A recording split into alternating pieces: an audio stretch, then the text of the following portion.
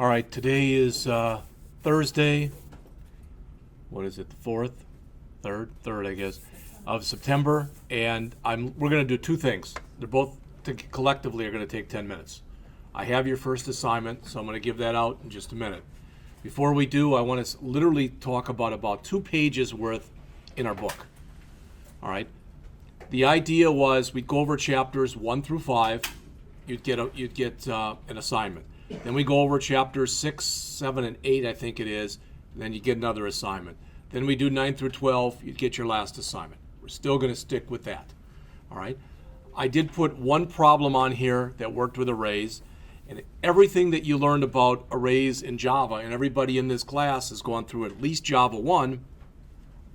And I believe everybody in here has either finished Java 2, the advanced Java class, or you're in it now. So the big difference between when you set up an array in C as opposed to Java is you in Java we would say something like int bracket grade. Here, if you look at this line that's in blue down at the bottom here, you have to basically say it like this. You've got to say something along the lines of int grades bracket 3 or whatever. In other words, you can't put the bracket beforehand. You have to put it after. That's just a rule of the language. Java allows it either way because a lot of Java programmers started as C programmers and they were used to doing it that way. So Java will accept it either way, although with Java, they would rather have the brackets before it for whatever reason. So they talk about that and they talk about here what an array is. I'm not going to mention that to you because you already know. All right? And literally, I want to go through these 2 pages. So they talk about lower bounds and upper bounds, how you can initialize an array. So again, if you look at this example that's right here, and I know that's not that easy to read, so let's bring it up here. Just like in Java, you can declare an array and you can initialize it at the same time. Also, just like Java, you don't have to put the number in there. You can leave it out and let the system count how many elements there are in there for you. All right. You use subscripting the same way. It basically is identical. It works identically. All right. And that's it because I don't want to get into pointers yet. We're going to talk about that in the next unit. So what I have here is I have a hard copy, and I'm going to bring it up on the system, but I have a hard copy of your first homework. So let me pass those out.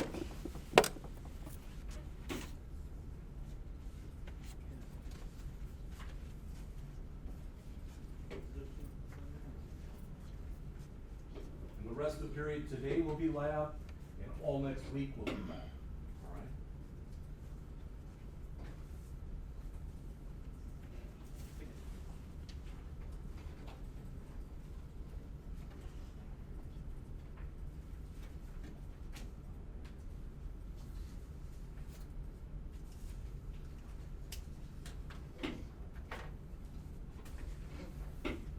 So if we take just a couple minutes to go over this, the rest of the period will be yours.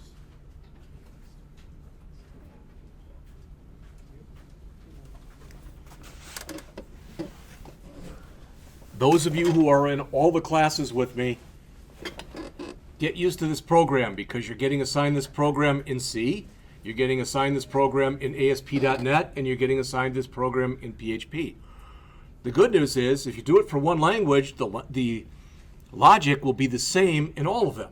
So pick whatever language you want to work on and basically get the logic working, and then you'll be able to transfer it to the other 2 languages. All right? So as it says, you're going to create a customized loan amortization table. I don't expect it to be anything fancy. It'll be more along the lines of that one that we went over, that powers table that we went over the other day. It'll be something that looks kind of like that. All right, as it says, you should prompt the user to enter the principal, in other words, the amount that they're borrowing, the annual interest rate, and the number of payments. All right, and let's see. No, I didn't say that, did I? Okay. Feel free to use constants in here. For instance, if you want to say, maybe I did say it in here. Here it is. Assume that the least a person can borrow is $100 and the most they can borrow is $1 million. So have constants in there. all right, for the least and for the most, all right? Assume that the interest rate must be between 1% and 25%, and the number of months must be between 12 and 360. 360 is 30 years, so if somebody was going to buy a home and they wanted a 30-year mortgage, all right, you'd be able to tell them that. Does that make sense? Now, if you do put in 360, realize that when you print this table, you're going to have 360 lines. All right, so I would say that when you test it, I would test it for no more than a year or a couple years or whatever, all right, until you think you got it working the way you want it to work, and then you can put in bigger amounts. So I gave you the formula here, and this does work. You can also, and you probably know this already, you can go out online and you can find loan calculators, literally where you put in the amount, and it'll do an amortization table for you. The reason that I'm telling you that is if you do that, you can always, after you write yours, you can go back and check and make sure that your amounts are pretty much in jive with what those are. So the formula is I, which is the monthly interest rate, that's the annual rate divided by 12, all right, times P, which is the principal or what you borrowed, divided by 1 minus, and then it's 1 plus I, again, that interest rate, raised to the negative n. All right? And n is the total number of payments. Round the payments to the nearest cent. So in other words, I don't want to see anything like your monthly payment here. I wouldn't want this to be 171.0638 or something like that. That's silly. All right? So this is an example of a $1,000 loan at 9% that you pay in 6 months. All right, I just tried to keep it small because I didn't want to be printing out tons of stuff here. So again, you are to handle non-numeric input and negative input. All right, how you handle that's going to be up to you. I'm going to let you figure that out. I already told you the other things that are in here. And notice I put in here for a due date. Literally, it's due about a month from now. All right, so you have time to work on it. That doesn't mean that, oh, it's October 1st, I really ought to start that C stuff. All right, so that's the first one. The second one, write a program that determines the day number and account for leap years. So if I put in there January 1st, 2016, it'll be day 1, but if I put December 31st, 2016, it should give me day 366 because next year is a leap year. All right. So remember, a leap year is any year that's divisible by 4, but if the leap year is also divisible by 100, it must also be divisible by 400. What does that mean? That means that the year 2100 will not be a leap year.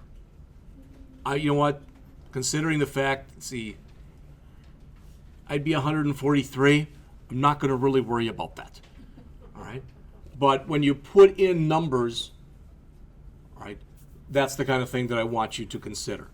Include some kind of a function like a leap function that returns 1, meaning success if the year is a leap year, and 0 otherwise. All right? In other words, when you write these, don't just write a main and put everything in there. Okay? I don't want you to do that at all. All right.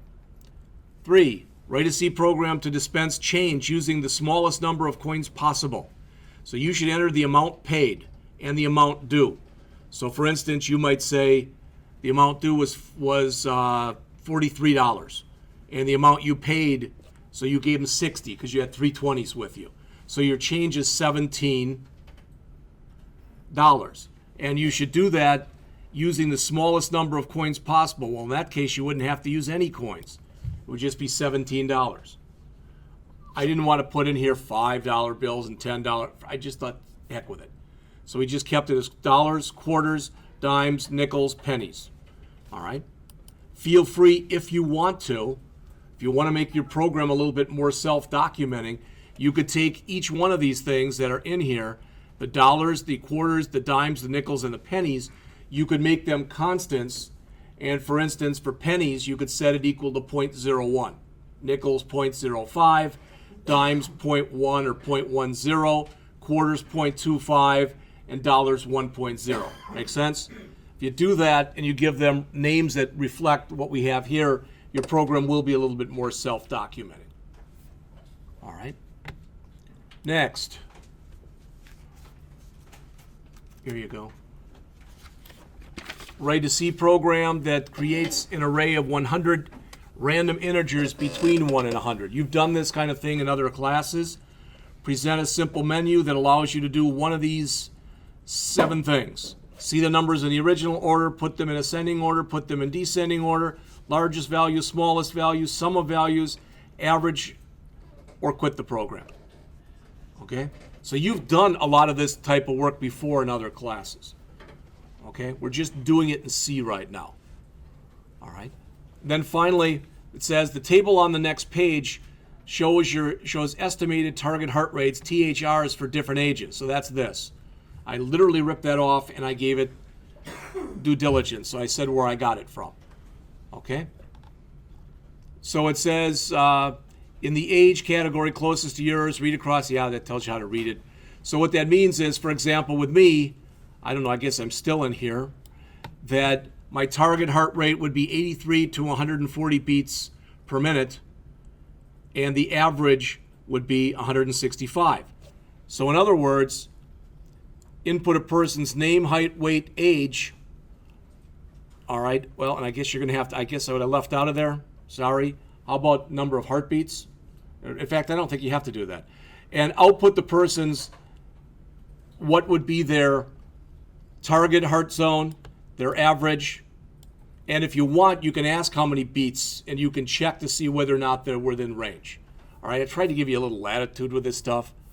All right, I didn't want it where I just kept saying, now do this, and then do this, do this, do this, and then do this. All right, so all the information that you see here, that's in gray, the table, and all that information that you see here, all of that information, I literally ripped off from that site. That's why I'm linked to that site. So if you've got questions on it, and there's other ones that you can go to also. All right, but I figured that that would be as good as anything else.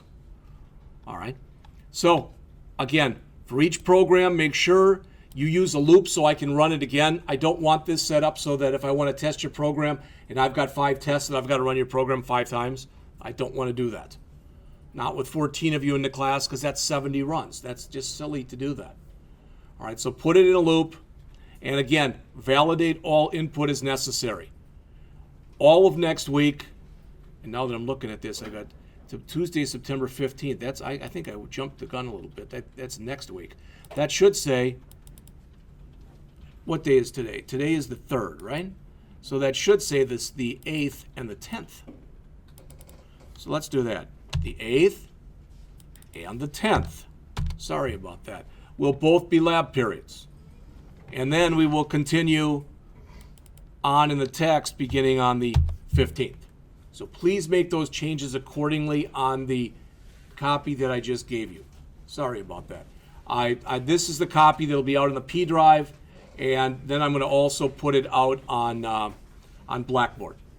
All right? So you got lab the rest of the period today, lab all next Tuesday, lab all next Thursday. All right? For this class. We will, because if you say, well, what about Java? Java's lab today, but next week we're going to be going over GUIs. We're going to go over GUIs using code on Tuesday, and then GUIs, and I don't know if you did it on purpose, John, or if you even realized you did it, but you did a really, and I mean this, whoever did it did a really good job, because we've got the GUI tools loaded with what we've got in Eclipse. All right? Because I had to go out and figure out how to do it myself, and then I go to load them, and it's like, wait a minute, maybe I should check first to see if they're here. They're here. Okay. And again, due Sunday, October 4th. That means that's the last day that I'll accept them for full credit. Ideally, everybody will have them done by then, and I'll have them graded by then. Does that make sense? All right. And I put down in here, one thing that's going to change this semester. You've got 5 programs, okay? But as you probably can guess, the first program, for example, is a little harder than the second and third programs. So I reserve the right to make the first program worth a lot more points than the other programs. See what I'm saying? All right. Questions on any of the things I just mentioned? All right, then you've got lab today, lab next Tuesday, lab next Thursday. All right?